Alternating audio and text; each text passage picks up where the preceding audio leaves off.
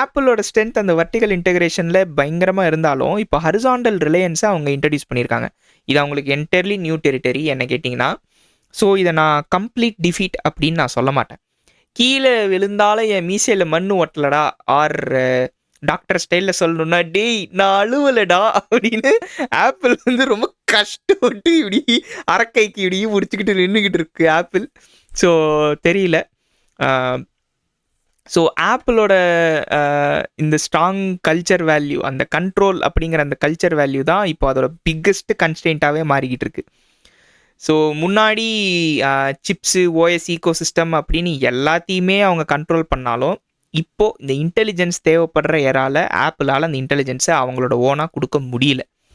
So அதனால் first time அவங்க அந்த இன்டெலிஜென்ஸ் டிரைவிங் எக்ஸ்பீரியன்ஸை வெளியிலேருந்து குத்தகைக்கு எடுத்திருக்காங்க.